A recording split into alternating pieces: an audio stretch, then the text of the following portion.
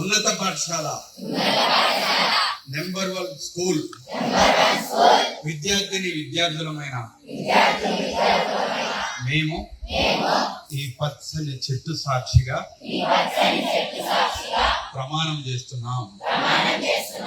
మేము తినే ఆహారం, మేము పీల్చే గాలి, మేము తాగే నీరు అన్ని ప్రకృతి ఇచ్చినవే.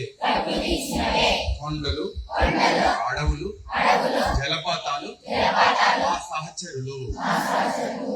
మేము పొందే విజ్ఞానం, నేర్చుకునే సైన్స్,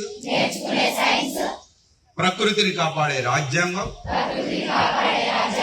ఇవన్నీ మన కోసం ఏర్పరచుకున్నవే.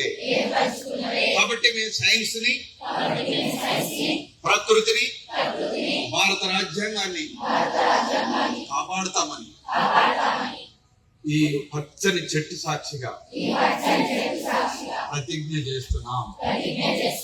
జై భారత్, జై భారత్, జై భారత్, జై భారత్. Thank you. ప్రకృతి విజ్ఞాన యాత్రలో ఒక అద్భుతమైన దృశ్యం కొమరం భీం ప్రాజెక్ట్. చూడండి, ఎంత అద్భుతమైన స్వచ్ఛమైన నీరు, అడవి, కొండలు, కనులు సరిపోవట్లేదు.